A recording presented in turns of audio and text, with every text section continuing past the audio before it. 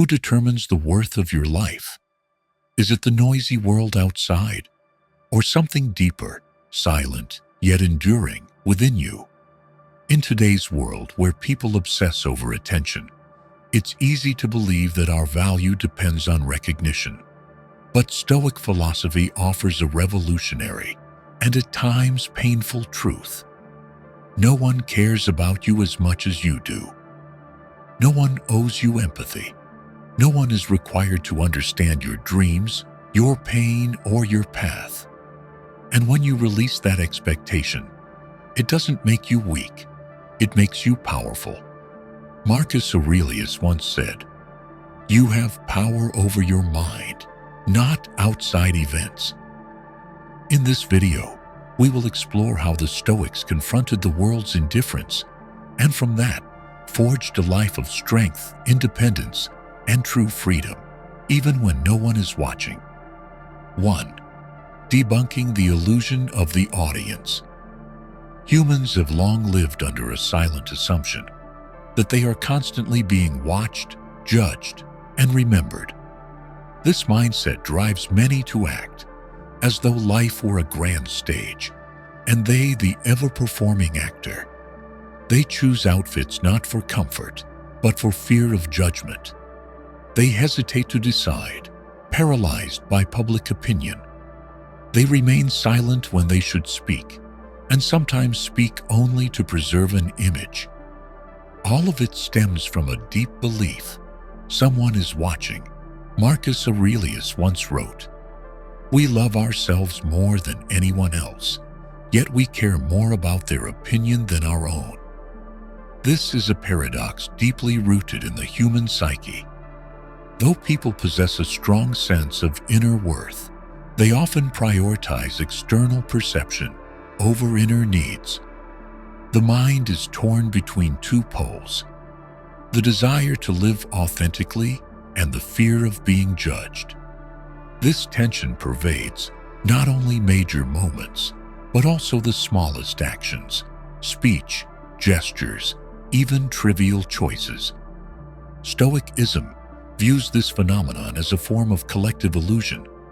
Most fears of judgment lack any real basis. People aren't truly watching, don't remember for long, and rarely care as much as we imagine.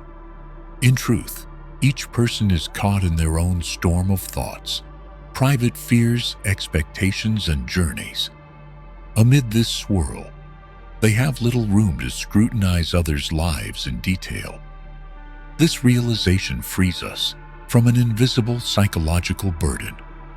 When we accept that the world is not fixated on us, we begin to feel a new kind of freedom. No more imagined spotlight, no more fabricated applause, only a quiet space to live in truth with oneself. This doesn't mean living carelessly or detached, but choosing to live with intention, rather than being steered by the illusion of a watching crowd. Living as though constantly observed doesn't just affect emotions, it distorts decision-making. Instead of acting from personal values or ethical principles, many choose the safe option, socially acceptable, but perhaps misaligned with their own beliefs. This compromise erodes authenticity and dulls clarity in times of challenge. Stoicism teaches that chasing the gaze of others is a form of self-imposed slavery, bondage in disguise. Marcus Aurelius also emphasized, if you are distressed by anything external, the pain is not due to the thing itself, but to your estimate of it. Likewise, pressure from judgment doesn't come from the judgment itself, but from our decision to let it dominate the mind. This is the heart of it. Freedom begins when we reclaim control over thought and perception, instead of letting the mind drift in reflex to society. Another consequence of believing in a constant audience is the need to prove our worth. People are pulled into an endless race: study for praise, work for recognition, share life for likes and comments. This creates a dependency loop. When feedback falls short of expectation, the mind easily sinks into confusion or despair. Stoicism holds that true confidence doesn't arise from being seen, but from knowing and respecting oneself. It is a quiet confidence, needing no proof. Breaking the audience myth also sharpens focus. When freed from the obsession with outward goals, we can turn our attention to what truly matters, developing inner strength, maintaining discipline, and living by moral principles. Focus becomes sacred in an age engineered for distraction.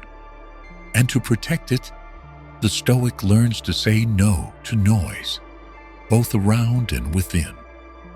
This freedom also lays the groundwork for resilience. One no longer dependent on external gaze can make tougher decisions, embrace mistakes, and stay true to their path. They understand no one is tracking their every step, no one recording every failure. In that absence of an audience, they gain space to experiment, adjust, and grow. Especially when a person begins to live as if no audience exists, their presence changes. No more rushing words, no more showy gestures, no need to impress to be remembered. Instead, they become calm, focused, and deep. This is inner magnetism, rooted not in image, but in essence, and it earns respect, not from trying to please, but from being true. Ultimately, Stoicism doesn't deny the role of society or relationships, but it sets a priority. Before you can relate healthily to the world, you must first be firm within. And the first step to that inner firmness is letting go of the myth that you are constantly watched, judged, or defined by an imaginary audience. When that illusion fades, you lose nothing. You merely regain your freedom. 2. The world owes you nothing. Modern culture encourages the belief that if you try hard enough, you'll be rewarded. If you're kind, kindness will return. If you work diligently, the world will recognize you and deliver just rewards. Stoic philosophy rejects this mindset. It denies any unspoken contract between the individual and the world, where effort guarantees outcome. On the contrary, it views any expectation of deserved returns as illusion and the root of suffering. Epictetus emphasized, "It is not events that disturb us, but our view of them." When you believe the world owes you recognition, love, reward, or fairness, you place yourself in a state of dependency. You tie joy, fulfillment, and life's meaning to conditions outside your control. This stands in stark contrast to Stoic aims: inner autonomy, immune to the sway of external forces. A core Stoic principle is the distinction between what we control and what we do not. Our actions, thoughts, values, efforts, and reactions are within our domain. Outcomes, recognition, others' emotions, or external events are not. When you tether your emotions to the uncontrollable, you live in perpetual unease. And one of the most common forms of unease is the feeling of being betrayed when efforts go unrewarded. Marcus Aurelius wrote, "Do what is right. The rest follows as it will." This captures the spirit of relinquishing expectations. A Stoic doesn't act for a reward, but because the act aligns with ethics and reason. When you help someone, you do it because it's right, not to be thanked. When you work hard, you do it to cultivate yourself, not to win praise. Any external reward, if it comes, is secondary. What matters is you lived your principle. In reality, believing the world will repay you often leads to disappointment. Some work a lifetime to build a career, only to be forgotten. Some live with kindness, yet are exploited. Some sacrifice, yet remain unacknowledged. These wounds deepen if you carry the thought, "I deserved better." Stoicism doesn't deny injustice exists, but it does reject expecting fairness from a world that doesn't operate on personal hopes. From a Stoic view, letting go of the "I deserve" mindset isn't weakness. It's a mark of inner maturity. The strong no longer demand recognition. They live by their internal compass, not the world's gaze. They don't need the world to do right, to know they are right, nor do they wait for affirmation to stay their course.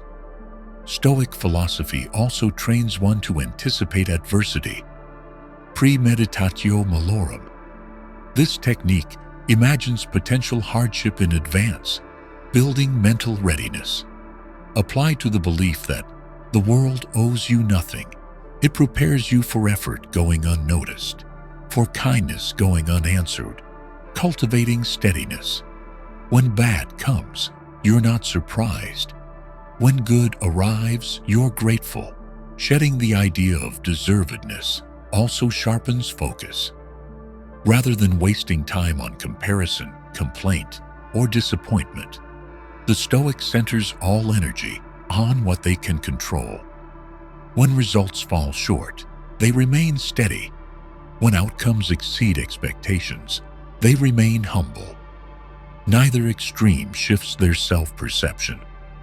Another form of reward-seeking is the desire to be understood, empathized with, or supported. Stoicism sees this too as misplaced expectation. No one owes you understanding. No one is required to empathize. If someone does, it's a gift, not a guarantee. And when you understand this, silence and absence no longer sting. You keep moving forward because your values aren't bound to the world's gaze.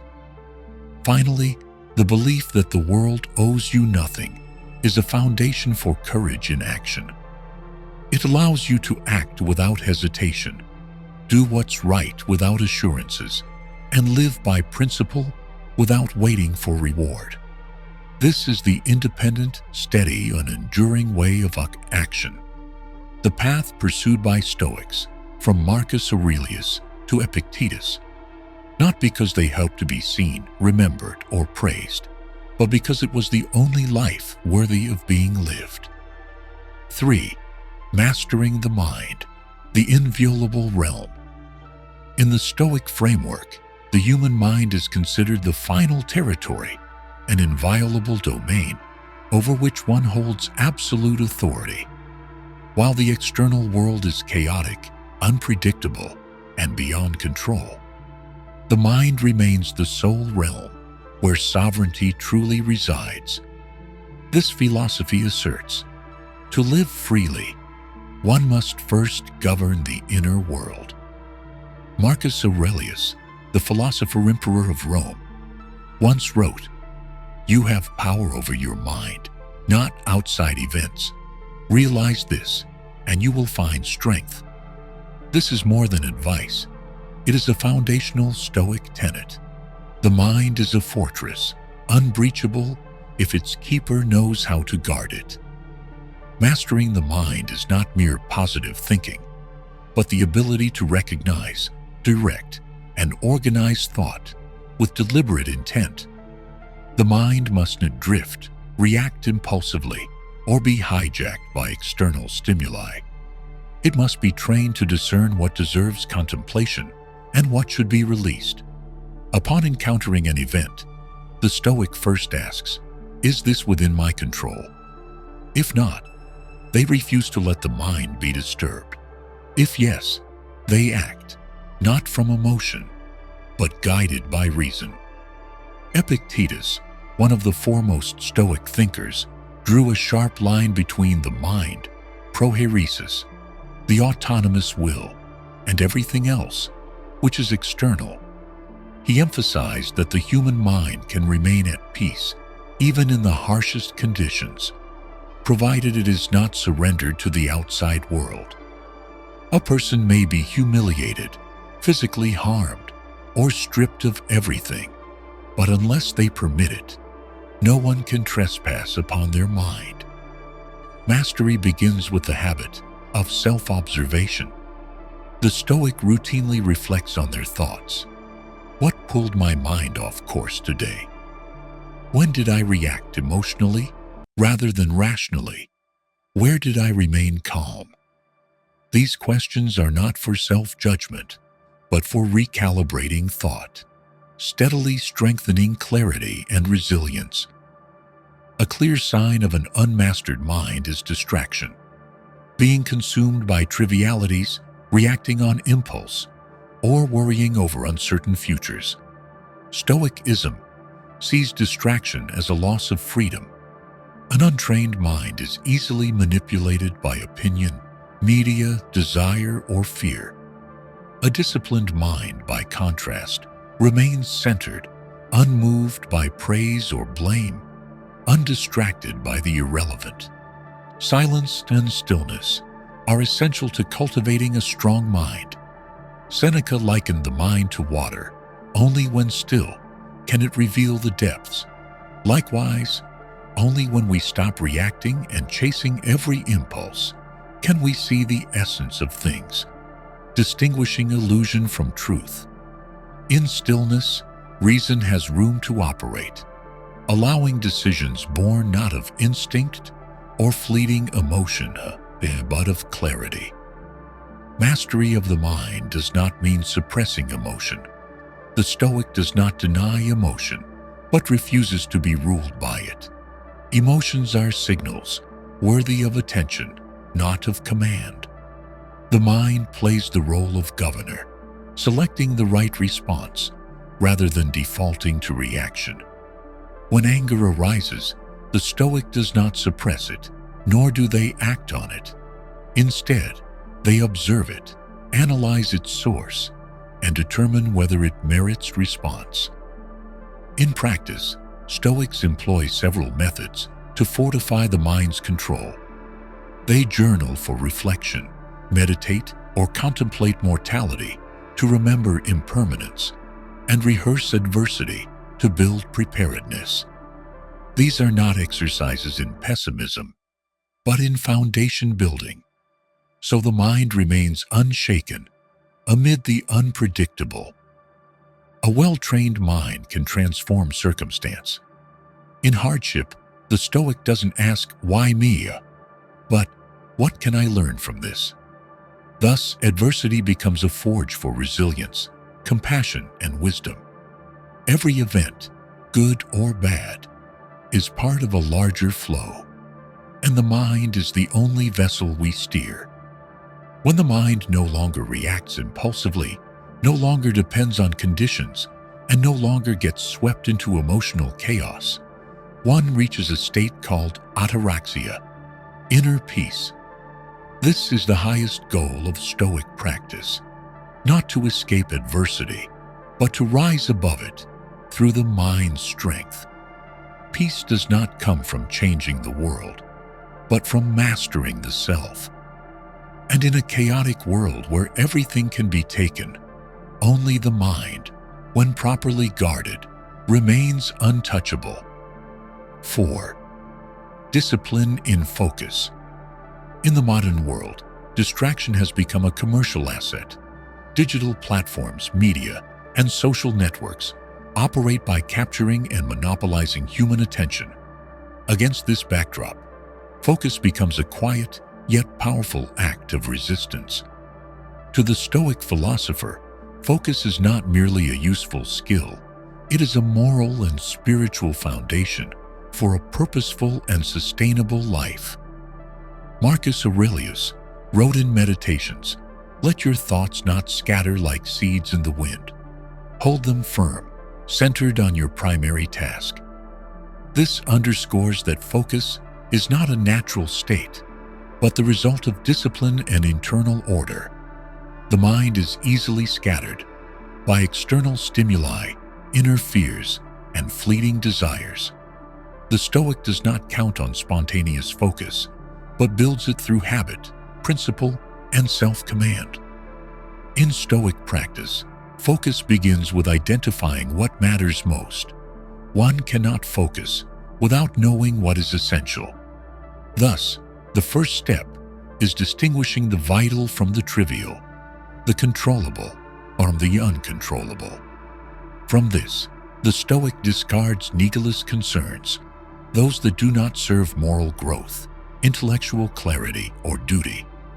Their attention turns toward cultivating virtue and acting by reason, not chasing volatile goals. A concrete expression of disciplined focus is consistency in behavior. The Stoic does not wait for inspiration. They act without relying on fleeting motivation or external conditions.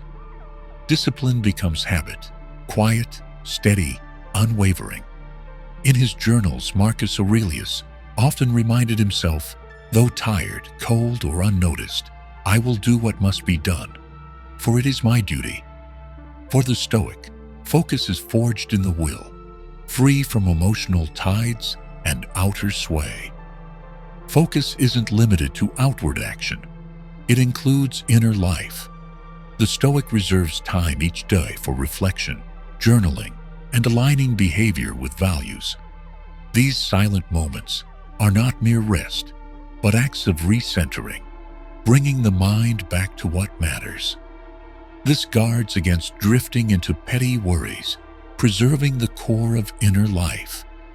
Stoicism also emphasizes simplicity as the ally of focus. Epictetus taught that one who seeks virtue should live simply, reducing material desires, needless relationships, and excess allows the mind to shed distraction. In simplifying outer life, the mind gains space for long-term purpose and enduring values. External simplicity grounds internal focus.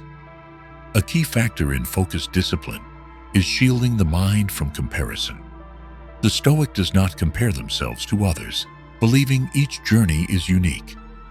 Comparison breeds unrest, jealousy, or inferiority, all hostile to calm. When you measure your goal against others, you lose your way and chase what isn't yours. But when you focus on your own principles, you move steadily, untouched by the crowd's winds. Focus also appears in how the Stoic manages time. Time is life's most precious asset, irretrievable once lost. Marcus Aurelius repeatedly wrote that, "We are dying daily. Each wasted moment is a piece of life unrecoverable." From this awareness, the Stoic lives neither hastily nor lazily. They use each moment with intent, cutting delay, living as if each day were the last chance to act rightly. In Stoicism, focus isn't force, it's value alignment. When you know what's essential, distractions fall away. When you commit to reason, trivialities lose meaning. And when you see that inner stillness is the root of freedom, you protect it like a sacred trust. In today's world, sustaining focus is harder than ever. But for that very reason, it becomes the clearest sign of a mind that is organized, ethical, and deep. The Stoic seeks no spotlight, chases no trend, and wastes no energy on what lies beyond control. They focus on one thing: to live rightly. And in a world of noise, where distraction is engineered, the discipline of focus becomes a quiet form of moral rebellion, silent but noble. 5. From reaction to response. One of the most subtle yet revolutionary distinctions in Stoic philosophy lies in the difference between reaction and response. This is not merely a matter of language, but a fundamental shift in how one engages with the world and with oneself. Reaction is immediate, instinctive, and unfiltered. Response involves space, choice, and the presence of reason. And it is within this transformation that autonomy is born. Reaction is a behavior triggered directly by an external event, often accompanied by intense emotions such as anger, fear, jealousy, or hurt. It occurs almost without thought. An insult prompts retaliation. A failure triggers despair. A rejection leads to withdrawal. All of these are reactions, automatic, fleeting, and often misguided. Stoicism regards reaction as a form of mental slavery, where one is controlled by external forces rather than mastering oneself. Response, on the other hand, requires a pause. It is the moment we interrupt the instinctive flow to create space for reason to speak. Within that pause, freedom of choice is restored. Epictetus once said, "It is not things that disturb us, but our judgments about them." This implies that between the event and our emotional response, there exists a gap, one where we can intervene, reflect, and act with discernment. That space is where reaction transforms into response. When insulted, we may choose silence over retaliation. In failure, we may choose to learn instead of self-blaming. When misunderstood, we may choose to remain steady rather than seek validation. Each of these actions does not emerge from instinct, but from agency, a clear expression of inner freedom. Marcus Aurelius, in Meditations, repeatedly emphasized resisting emotional domination. He wrote, "Eliminate misperception, and you eliminate disturbance." This affirms that emotion need not dictate action. Emotions may be acknowledged and accepted, but not obeyed. The Stoic trains to distinguish between feeling and reacting, a foundational skill in spiritual maturity. Transforming reaction into response also entails a shift in one's sense of responsibility. In reaction, blame is externalized. I'm angry because of that person. I'm hurt because they didn't understand me. I'm disappointed because the result fell short. In response, the Stoic reverses the lens. I am responsible for how I feel. They don't deny emotion, but they don't assign others the burden of managing it. In doing so, they reclaim control, not to suppress emotion, but to direct it wisely. The difference between reaction and response is also evident in timing. Reaction is instantaneous. It allows no pause for discernment. Response includes delay, even if brief, to assess the situation with a wider perspective. That pause is the essence of Stoic emotional intelligence. It allows the person to ask, can I view this differently? What is the right thing to do here? Will I regret this action? These questions don't appear in reaction, but always emerge in response. In practice, Stoics use various tools to cultivate response. They journal to revisit daily events, analyze their reactions, and consider better responses. They engage in morning reflections to prepare for inevitable friction. They remind themselves of life's brevity, the smallness of ego, and the guiding role of reason. All of this serves to widen the gap between stimulus and response, a space the Stoics consider sacred ground for personal freedom. Another vital aspect is learning to endure the discomfort within that pause. Many react not out of ignorance, but because they cannot bear the tension of restraint. The Stoic learns to sit with emotion, without rushing to act, without fleeing, without projecting. They observe discomfort as a test, a chance to gauge their self-command.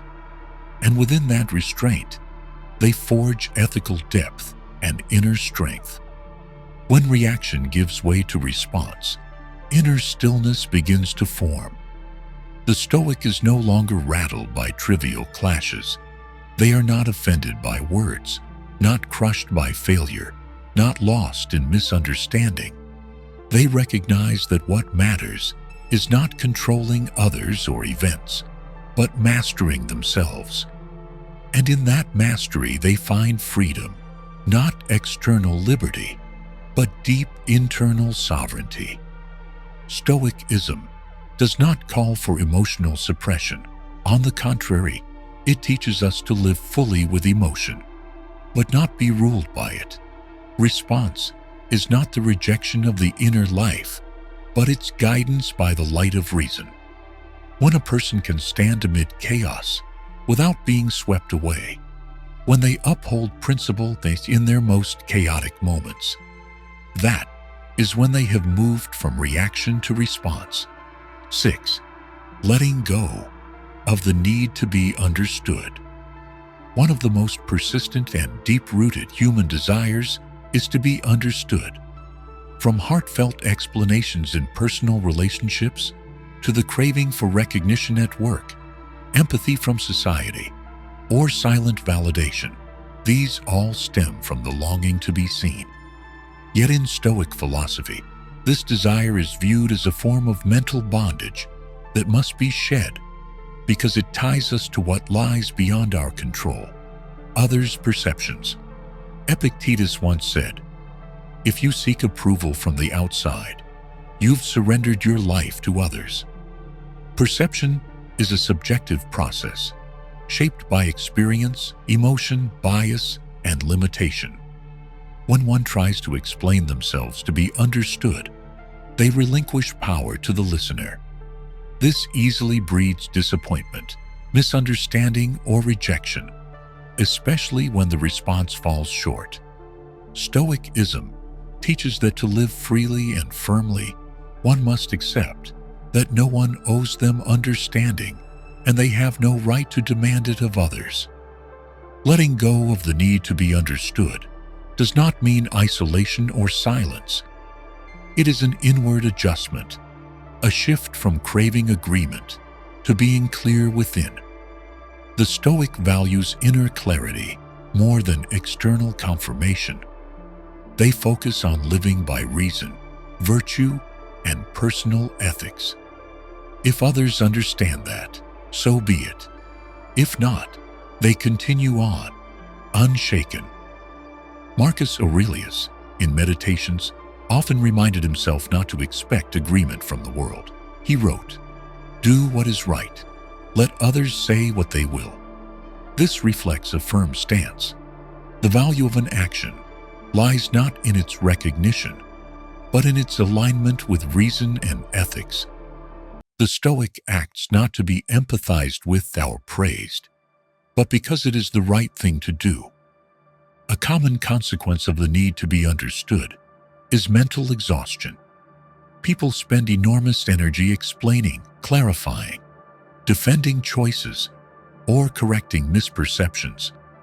They worry over how others think, fear being misunderstood, and obsessed over their image.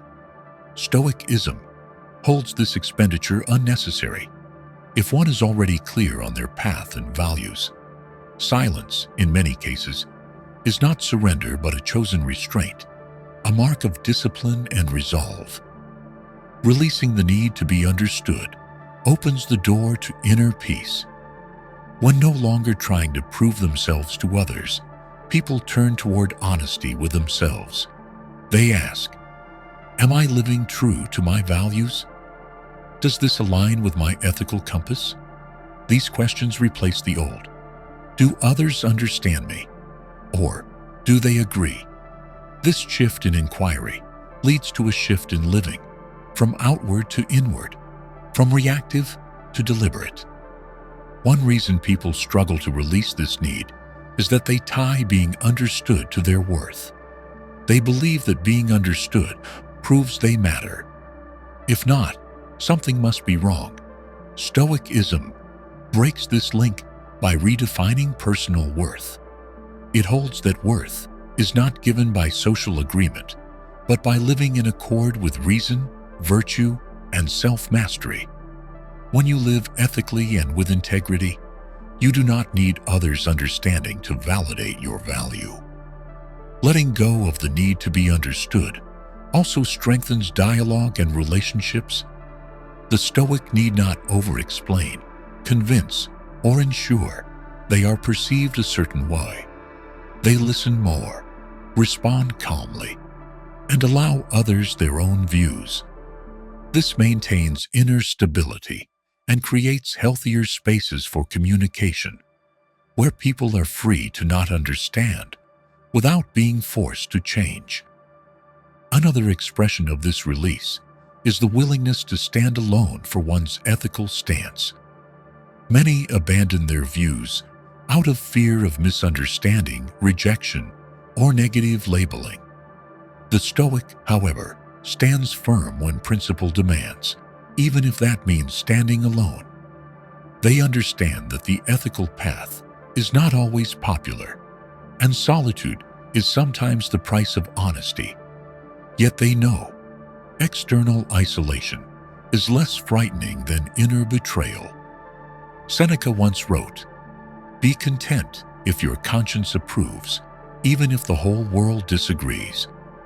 This is the height of self-reliance, where one no longer seeks validation beyond themselves, but lives by inner truth. No justification needed, no explanation owed, no understanding required, just the quiet integrity of living what one believes to be right. In essence, in Stoic thought, letting go of the need to be understood is not coldness or withdrawal. It is a step toward freedom. When no longer bound by how others interpret you, you begin to live with authenticity, simple, clear, and steady. You are no longer a message trying to be delivered, but a presence that simply is, needing no explanation. 7. The Solitude of Excellence. On the journey toward autonomy and living in accordance with reason, every Stoic practitioner must eventually confront an inescapable truth: solitude. Not because society rejects them, but because the path of excellence, when followed to its end, is often a solitary one. When someone lives by personal ethical standards rather than collective norms, when they refuse to depend on recognition, and when they prioritize discipline, thought, and principle over trends, the distance between them and the world is inevitable. Marcus Aurelius once wrote, "The one who seeks to live by reason is like a rock unmoved amidst raging waves. He seeks no company in the crowd, but stability within himself." Here, solitude is not a failure of social connection, but the natural state of those pursuing excellence beyond the bounds of mediocrity. While most people act out of emotion, habit, public opinion, or short-term gain, the Stoic chooses consistency with reason and virtue, making them different, even difficult to comprehend. Epictetus was once a slave. Seneca was exiled. Marcus Aurelius, though an emperor, lived in philosophical solitude amid a court of conflict and deceit. Each knew the feeling of isolation, not because they were excluded, but because they chose to stand apart from the easy rules of society. They embraced stillness, even silent solitude, as a necessary condition to preserve clarity and dignity. In many cases, isolation is unavoidable if one is to remain principled without being absorbed by the masses. Stoicism does not glorify solitude as asceticism, but accepts it as a natural consequence of high ethical standards. When a person refuses wrongdoing, resists the crowd, ignores passing trends, and does not seek comfort at all costs, they slowly become separate. This separation is not failure. It is confirmation of right direction. The Stoic does not fear being alone because they understand something deeper. Worse than physical solitude is inner isolation. When one betrays what they know is right to fit in with what they know is wrong. Solitude is also an ideal environment for developing depth of thought. Freed from unnecessary social noise, the Stoic can turn inward, engage conscience, and recalibrate their direction The great philosophers did not develop their ideas in loud crowds, but in stillness, where they could reflect, question, and test their insights through action. From this view, solitude is not escape from society, but a step back to prepare for deeper, more sustainable action. Excellence in Stoicism is not only about ability, it is the courage to uphold principles in silence. A person may achieve much, but if they need applause to act, their excellence is not yet free. True excellence is choosing what is right, even when no one knows, no one understands, and no one supports it. This is the highest form of spiritual independence, where the presence of an audience is no longer necessary to maintain ethics. The Stoic lives as if always watched by one witness, themselves, and their own judgment is enough to govern action. The solitude of excellence also purifies motivation. Without the desire for recognition, the Stoic acts from the nature of the right, not for any contingent reward. This strips away performative acts, false sacrifices, or efforts made for attention. In the absence of spectators, action becomes purer, untouched by ambition or bias. At the same time, solitude tests inner strength. Without encouragement or agreement, one must face the question, do I truly believe in this? If the answer is yes, they continue, and their commitment becomes unshakable. If not, solitude becomes a mirror for reflection and correction. Either way, it is a chance to refine and clarify personal conviction. Stoicism also warns that solitude mustn't become arrogance or withdrawal. The Stoic does not isolate out of superiority, but to avoid being dragged into inferiority. This separation is not rejection, it is preservation, like a temple guard tending a flame in the night. And if one day others seek that light, the Stoic shares it freely, but without compromising a life already lived rightly. Ultimately, Stoic solitude is temporary, not eternal. It is a necessary phase to fortify the spirit, reshape thought, and build inner reserves. Afterward, the Stoic returns to life, not for validation, but to keep living by principle, whether in crowds or in silence. They understand excellence lies not in being remembered, but in never betraying oneself, even when no one sees. 8.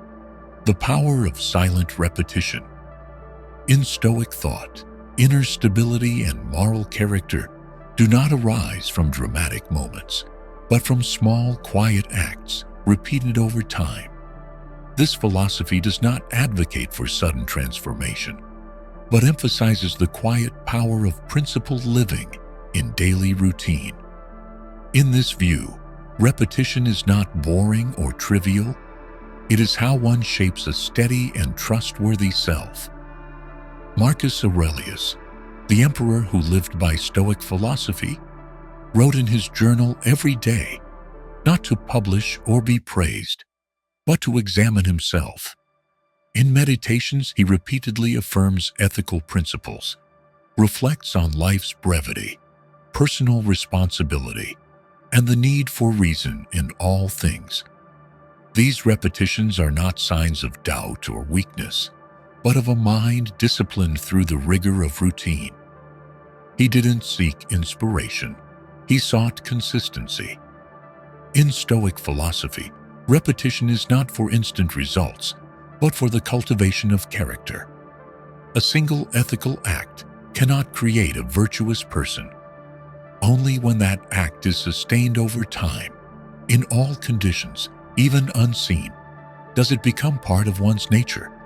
Repetition is how morality is internalized, from rational concept to natural reflex. Epictetus emphasized, "We are not what we proclaim, we are what we practice." Silent repetition also serves as armor, against life's upheavals.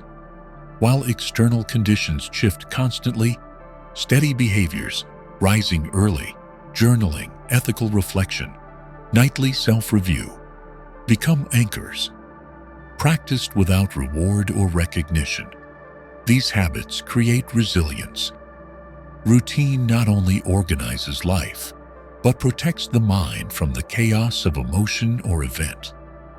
Repetition also sharpens action over time. Each iteration of ethical behavior allows for self-observation, adjustment, and more precise execution.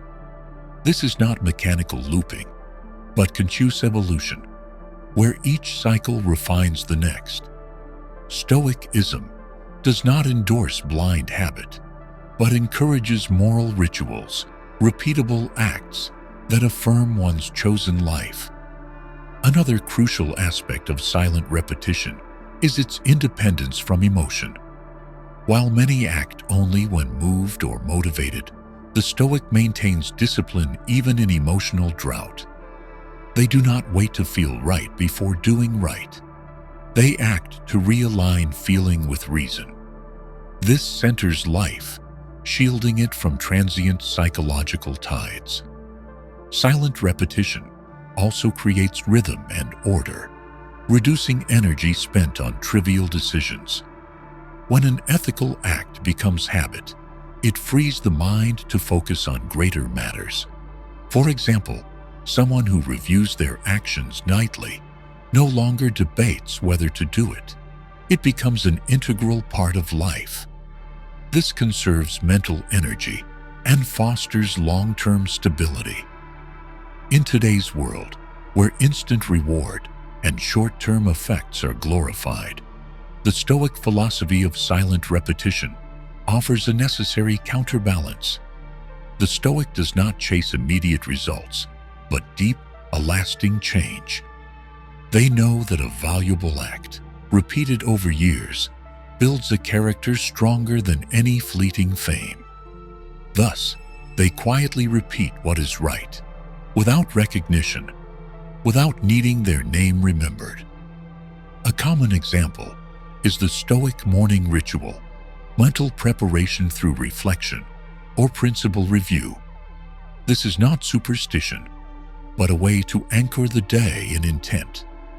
At night, they write or reflect on their actions, not to self-punish, but to refine.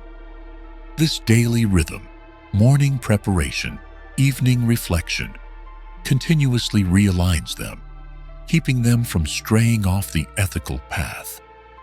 Marcus Aurelius once wrote, "Do not search for the ideal life elsewhere. It lies in living rightly each day." This captures the essence of silent repetition. Each rightly lived day is a brick laid in the foundation of stability. No need for grand gestures, just right action, repeated without weariness. Over time, those actions cease to be effort.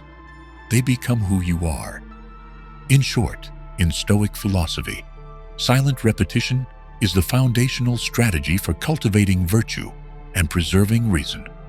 Quiet, unglamorous, unrewarded, repetition is the proof of long-term commitment to a life of order, integrity, and depth. The Stoic understands it is not a single great act, but thousands of small, repeated right acts that shape a resilient soul. 9. Silence is a strategy, not an escape. In Stoic philosophy, silence is not seen as weakness, nor is it understood as a denial of communication or emotion. Rather, it is regarded as a deliberate, conscious strategy and holds a vital role in moral cultivation and inner autonomy. As the world grows louder with words, reactions, and judgments, silence becomes a form of mental strength, a shield for dignity, and a space for thought and reason to flourish. Marcus Aurelius once wrote, "Let your actions speak for you." This is not a rejection of speech, but a reminder to speak with restraint and discernment. A Stoic does not speak out of pressure to respond, to impress, or to defend the ego. They speak when necessary, when speech serves the good and does not disrupt inner stability. In all other instances, they choose silence, not to avoid, but to remain principled. Silence in Stoicism carries many layers of meaning. First, it is a sign of emotional control. When angry, attacked, or provoked, the natural instinct is often verbal reaction. But in Stoic thought, immediate reaction is usually a sign of poor self-mastery. Epictetus emphasized, "When you are offended, remember that you are the one allowing it to happen." In many situations, staying silent prevents emotional spirals and preserves calm. Second, silence creates space to observe and understand the true nature of events. A Stoic does not rush to respond, but uses silence as a pause to analyze from multiple angles. While others get swept up in emotion or drama, the Stoic maintains a necessary distance to think clearly. In that silence, they discern what lies within their control and what does not, allowing them to choose the most rational and ethical course of action. Silence also serves as a shield against meaningless dialogue, futile arguments, or invitations to unnecessary conflict. Stoicism discourages chasing verbal victory because winning an argument does not mean one has acted rightly. Seneca warned that rebuttals often feed the ego more than truth or virtue. The Stoic stays silent, not out of inability to respond, but because not everything is worth replying to. Silence functions as a method of mental discipline. Without being caught in endless conversation or instant reactions, the mind gains room to deepen. Silence becomes time for reflection, journaling, or realignment with life's direction. It fosters slow thinking, a hallmark of rational living. In Stoic culture, deliberate thought and speech are prized, as they reflect restraint and maturity. Silence is also a way to show respect without needing agreement. In many cases, the Stoic does not argue or assert their correctness. They can listen to flawed views, unfair critiques, or misunderstandings without resistance. This is not weakness, but acknowledgement that others are entitled to their views, and one is not obligated to correct every misconception. The Stoic reforms only what they control, themselves. Silence in Stoicism also expresses courage. The courage not to defend the ego when attacked. The courage to accept that truth doesn't always need to be proclaimed. The courage to value inner peace over outward display.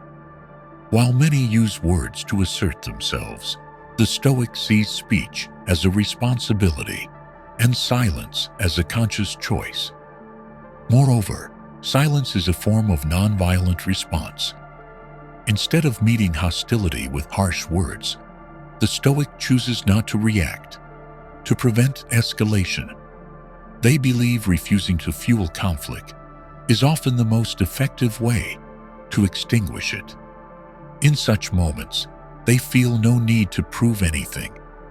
Their composure is the clearest response.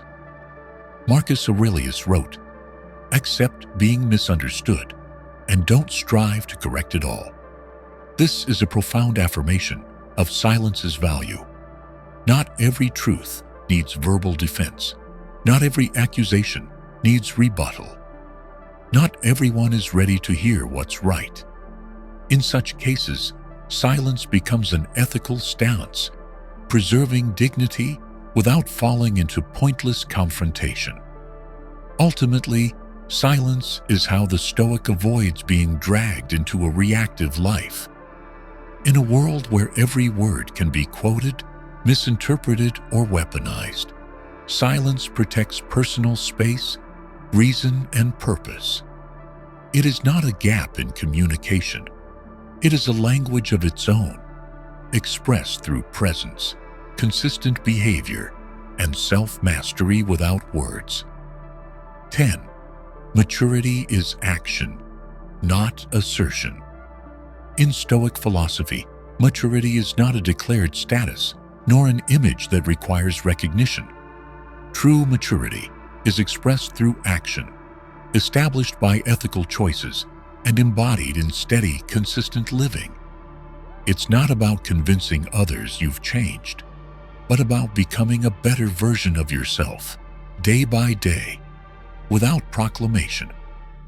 Marcus Aurelius once wrote, "Don't waste time debating what a good person is. Be one." This reflects Stoicism's core stance. Value lies not in words or titles, but in concrete action. When someone tries to prove they've changed, matured, or become worthy, it shows they still depend on external validation. Real maturity happens quietly, not for recognition, but because it aligns with reason and virtue. Maturity in Stoic thought shows in one's ability to choose rightly, regardless of circumstance. The mature person needs no convenience to do the right thing. They are not swayed by praise or blame, don't adjust their values under pressure, and don't wait for perfect conditions to act by principle. Inner steadiness, not age, education, or rank, is the true measure of maturity. Epictetus believed one is only mature when they no longer act to impress. This does not mean rejecting relationships, but liberating oneself from the need for approval as a condition for right living. The Stoic views every action as a conscious choice, filtered through personal ethics. They don't ask, "What will people think?" but "Does this align with reason and the virtue I pursue?" One sign of maturity is accepting reality as it is, without complaint or lament. Marcus Aurelius stressed repeatedly that one's response is the only true possession. The mature person doesn't demand life, bend to their will. They adapt themselves to the world. They act within their control, instead of wasting energy resenting what lies beyond it. Unlike those who seek attention through words or appearances, the mature act with continuity and humility.